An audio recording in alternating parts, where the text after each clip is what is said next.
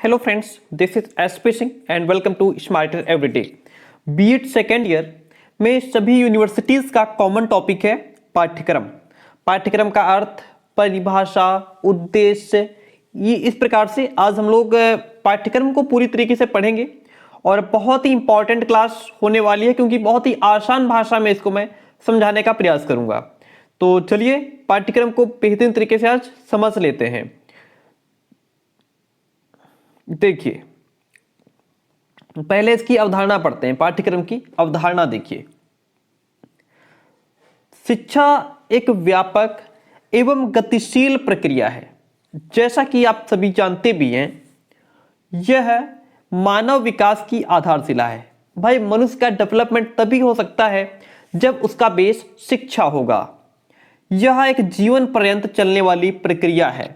किसी न किसी रूप में हम शिक्षा को ग्रहण करते रहते हैं, जिसके द्वारा व्यक्ति के व्यवहार में लगातार परिवर्तन होता रहता है। एक शिक्षित व्यक्ति और एक अशिक्षित व्यक्ति में बहुत अंतर होता है। शिक्षित व्यक्ति के व्यवहार अलग होगा, अशिक्षित व्यक्ति का व्यवहार अलग होगा। जब हम अशिक्षित होते हैं तो हमारा व्यवहार कुछ अलग प्रकार का होता है, लेकिन जब शिक्षित हो जाते हैं तो उसी व्यवहार में परिवर्तन हो जाता है। शिक्षा प्रकाश का वह स्रोत है जिससे जीवन के विभिन्न क्षेत्रों में हमारा सच्चा पथ प्रदर्शन होता रहता है। जो शिक्षा यानी कि शिक्षा वह प्रकाश का सोर्स है जिसके माध्यम से जीवन के अलग अलग क्षेत्रों में हमारा सही पथ प्रदर्शन होता रहता है। और इसे मनुष्य का तीसरा नेत्र भी कहा गया है। शिक्षा को क्या कहा गया है? शिक्षा को मनुष्य का तीसरा नेत्र भी कहा गया है, जो मनुष्य को समस्त तत्वों के मूल को समझने की क्षमता प्रदान करता है तथा उसे उचित व्यवहार करने के लिए तैयार भी करता है। और अरस्तु ने लिखा है, शिक्षित व्यक्ति अशिक्षित व्यक्तियों से उतने ही श्रेष्ठ होते हैं जितने जीवित मृतकों से। बहुत बड़ा अंतर बताया है कि एक शिक्षित और एक अशिक्षित में इतना अंतर होता है। जो शिक्षित व्यक्ति है वह जो है कितना श्रेष्ठ है? अशिक्षित मृतक के समान है और शिक्षित जीवित को कहा गया है, अरस्तु ने कहा है।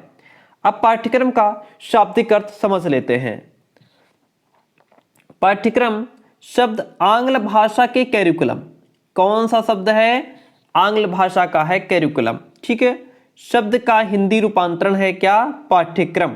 ओके, तथा आंग्ल भाषा का जो कैरिकुलम है वो लैटिन भाषा के क्यूरेरे शब्द से बना हुआ है। कॉम्बिनेशन देखिए, जो कैरिकुलम है यह हमारा आंग्ल भाषा का है और ये जो कैरिकुलम आंग्ल भाषा का है ये लैटिन भाषा के क्यूरेरे शब्द से बना हुआ है। ठीक है, यहां से बनता है पाठ्यक्रम और ये आता है यहां से, यानी कि लैटिन भाषा के क्यूरेरे से, जिसका अर्थ होता है दौड़ का मैदान, रनिंग फील्ड जिसको कह सकते हैं। ठीक है, चलिए आगे बढ़ते हैं।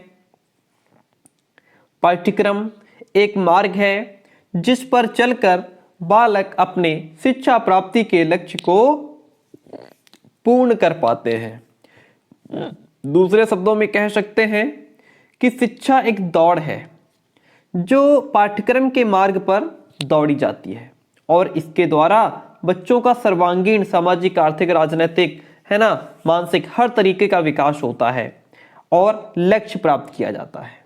क्या है?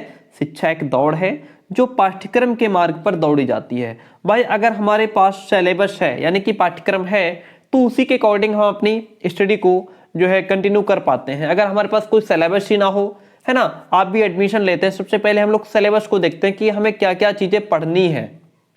तो उस पाठ्यक्रम के मार्ग पर कौन शिक्षा दौड़ी जाती है, दौड़ है। इसके द्वारा बच्चे का सर्वांगीण विकास करने का लक्ष्य प्राप्त किया जाता है। अन्य शब्दों में कहा जा सकता है कि पाठ्यक्रम एक ऐसा दौड़ का मैदान है अथवा ऐसा साधन है जिसके द्वारा शिक्षा और जीवन के लक्ष्यों की प्राप्ति होती है। अब देखिए, पाठ्यक्रम की कुछ परिभाषाएं दी गई हैं। कनिंघम के अनुसार है पहली परिभाषा, पाठ्यक्रम कलाकार, कलाकार कौन है? शिक्षक है, ठीक है, के हाथ में एक साधन है। मान लीजिए हम टीचर हैं, आप टीचर हैं, तो आपके हाथ में जो सिलेबस है वो एक साधन है जिससे वह अपनी सामग्री हमारे सामने कौन है, हमारे स्टूडेंट, उनको अपने आदर्श यानी कि उनके उद्देश्य के अनुसार अपनी चित्रशाला यानी कि विद्यालय में वो ढाल सके। कनिंघम की परिभाषा है जो कि बहुत अच्छी परिभाषा है।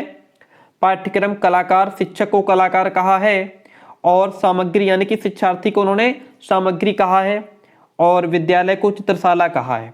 ठीक है, आगे बढ़ जाते हैं। फ्रोबेल के अकॉर्डिंग, फ्रोबेल के अनुसार पाठ्यक्रम को मानव जाति के संपूर्ण ज्ञान और अनुभव का सार समझना चाहिए। पाठ्यक्रम को मानव जाति के संपूर्ण ज्ञान और अनुभव का सार समझना चाहिए। मुनरो के शब्दों में देखिए, पाठ्यक्रम में वे समस्त अनुभव सम्मिलित हैं, समाहित हैं जिनको विद्यालय के द्वारा शिक्षा के उद्देश्यों की प्राप्ति के लिए उपयोग में लाया जाता है। आगे बढ़ते हैं और हेनरी के अनुसार देखिए, पाठ्यक्रम में वे क्रियाएं आती हैं जो स्कूल में विद्यार्थी को दी जाती हैं। माय डियर फ्रेंड, ये जो परिभाषाएं हैं इसमें से 2-3 परिभाषाएं आप रट लेंगे। ठीक है, अब हम पाठ्यक्रम के जो मुख्य उद्देश्य हैं इन पर थोड़ा प्रकाश डालते हैं। किसी भी यूनिवर्सिटी से हो, ये मत देखिएगा कि ये पेपर कानपुर में 2019 में आया है क्वेश्चन, लेकिन जो पाठ्यक्रम है वो सब जगह एक ही है, उद्देश्य सबके सेम है। ठीक है, तो पाठ्यक्रम के कुछ उद्देश्य हैं, इन पर अपना नजर डालते हैं। देखिए, पाठ्यक्रम देश, काल व परिस्थितियों के अनुरूप बदलता रहता है। भाई समय के अकॉर्डिंग पाठ्यक्रम भी चेंज होता रहता है। अब जैसे अभी अगर मान लिया जैसे बीएड है, कहा जा रहा है कि 4 साल का हो जाएगा। अगर 4 साल का होगा तो कुछ ना कुछ उसमें सिलेबस में चेंजिंग की जाएगी ना, पाठ्यक्रम में बदलाव किया जाएगा।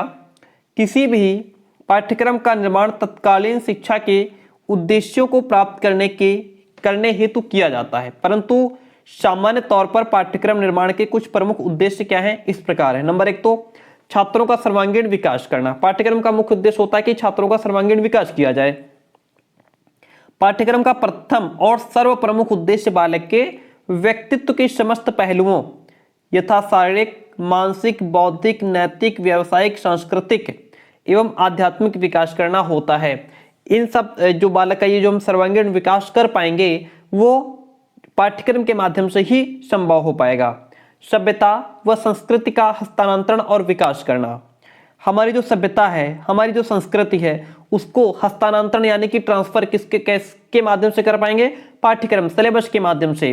पाठ्यक्रम मनुष्य की सभ्यता और अनमोल संस्कृति को सुरक्षित रख करके उसे आने वाली पीढ़ी को ट्रांसफर कर देता है। इस प्रकार मानव सभ्यता और संस्कृति की रक्षा, उसके हस्तांतरण का विकास करना भी पाठ्यक्रम का उद्देश्य माना जाता है। भाई जो क्या कहते हैं, हमारी सभ्यता संस्कृति हमारे पूर्वजों के पास थी, वो हमारे पास आई, अब हमसे आने वाली पीढ़ी में ट्रांसफर होती चली जाएगी। बालक का नैतिक और चारित्रिक विकास करना। पाठ्यक्रम के माध्यम से बालक में सहानुभूति, सहयोग, सहनशीलता, सद्भावना, अनुशासन, मित्रता, निष्कपटता व ईमानदारी जैसे उच्च नैतिक गुणों का विकास किया जा सकता है, जिससे बालक एक श्रेष्ठ नागरिक बन सके। इस प्रकार पाठ्यक्रम का एक प्रमुख उद्देश्य बालक का नैतिक और चारित्रिक विकास करना भी है। 4th वन है हमारे सामने, बालक की मानसिक शक्तियों का विकास करना, यानी कि पाठ्यक्रम के माध्यम से ही हम बालक की मानसिक जो शक्तियां हैं उनका विकास कर सकते हैं। पाठ्यक्रम का एक उद्देश्य बालक की विभिन्न प्रकार की मानसिक शक्तियों और यथा चिंतन, मनन, तर्क, विवेक, निर्णय, स्मरण आदि का समुचित विकास करना भी होता है और इसी के फलस्वरूप बालक के व्यक्तित्व का पूर्ण विकास भी होता है।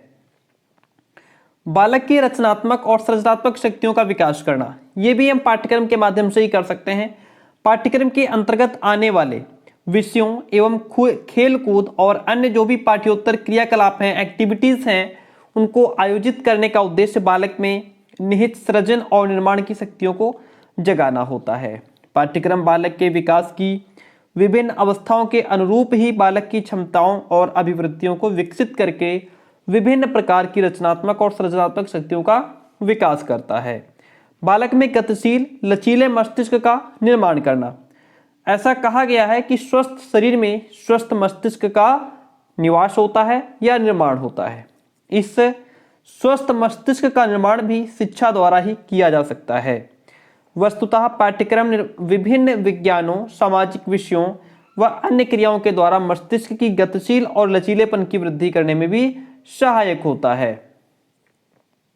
खोज की प्रवृत्ति को बढ़ावा देने का काम भी पाठ्यक्रम करता है। पाठ्यक्रम बालकों को विभिन्न प्रकार का गहन ज्ञान प्रदान करके उनमें उत्सुकता और जिज्ञासा की प्रवृत्ति को बढ़ाता है, जिससे बालक अधिक से अधिक ज्ञान प्राप्ति का प्रयास करें। और इस प्रकार बालक में खोजी और अनुसंधान की प्रवृत्ति को बढ़ाना भी पाठ्यक्रम के मुख्य उद्देश्य में आता है। बालक को भावी जीवन के लिए तैयार करना। शिक्षा संपूर्ण जीवन की तैयारी है।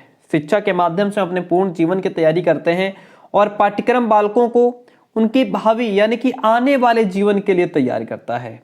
पाठ्यक्रम में ऐसी चीजें डाली जाती हैं जैसे नैतिक शिक्षा होगा, खेल कूद, यानी कि इन सब चीजों के माध्यम से हम बालक को हर एक तरीके का ज्ञान देना चाहते हैं। नैतिक शिक्षा के माध्यम से हम नैतिक गुणों का विकास करना चाहते हैं। खेल कूद के माध्यम से बालक का शारीरिक विकास करना चाहते हैं। पाठ्यक्रम विषयों और क्रियाओं के मध्य समन्वय व सामंजस्य स्थापित करके बालकों को शारीरिक, मानसिक, सर्वांगीण विकास करने का प्रयत्न करता है, ताकि बालक का संतुलित विकास हो सके और वह अपने भावी जीवन में सफल मनुष्य बनकर के उभर सके। 9th वन है उद्देश्य शैक्षिक प्रक्रिया का स्वरूप निर्धारित करना। पाठ्यक्रम का दायित्व तो बालक के प्रति होने के साथ साथ संपूर्ण शिक्षा प्रक्रिया की ओर भी है। पाठ्यक्रम शिक्षण क्रियाओं व शिक्षक के मध्य की अंतः क्रिया को स्पष्ट करता है। साथ ही शिक्षक और शिक्षार्थी के मध्य किस प्रकार की अंतः क्रिया हो, इसका स्वरूप भी पाठ्यक्रम ही निर्धारित करता है। बालक की क्षमता, योग्यता और रुचि का विकास करना। पाठ्यक्रम का एक विशेष उद्देश्य बालकों की सुषुप्त क्षमताओं यानी कि सोई हुई क्षमताओं, योग्यताओं का विकास करना होता है। साथ ही वह बालकों की विभिन्न प्रकार की रुचियों को भी प्रोत्साहित करता है। बालकों में लोकतांत्रिक भावना का विकास करना। पाठ्यक्रम का एक अन्य प्रमुख उद्देश्य छात्रों को सामाजिक सुनागरिकता का प्रशिक्षण देकर के उनमें लोकतांत्रिक भावना का विकास करना है, ताकि बालक स्वतंत्रता, समानता, भ्रातृत्व, भाईचारे की भावना, उदारता, इन सब का विकास बालक में हो सके। आज का लास्ट उद्देश्य, लास्ट स्टेप, और क्लास पसंद आए तो प्लीज वीडियो को लाइक करके जाइएगा। बालकों की विचार, तर्क, निरीक्षण शक्तियों का विकास करना। पाठ्यक्रम का एक अन्य महत्वपूर्ण उद्देश्य बालकों को ऐसा वातावरण प्रदान करना है जिसमें बालक अपने विचार, तर्क एवं निरीक्षण शक्तियों का विकास कर सके। बच्चों को विचार युक्त, तर्क सम्मत निर्णय लेने व निरीक्षण शक्तियों के विकास हेतु पाठ्यक्रम ही उचित वातावरण का निर्माण करता है। इस प्रकार अपने इन महत्वपूर्ण उद्देश्यों के कारण पाठ्यक्रम का शैक्षिक प्रक्रिया में एक विशेष स्थान है। इन्हीं कारणों से पाठ्यक्रम की आवश्यकता होती है तथा यही महत्वपूर्ण कार्य है जिन्हें पाठ्यक्रम संपन्न करता है। डिफरेंट क्लास कैसे कमेंट करके जरूर बताइए। मिलते हैं बहुत जल्दी नेक्स्ट क्लास में। आपका अपना कोई टॉपिक हो तो आप हमें भेज सकते हैं। Thank you.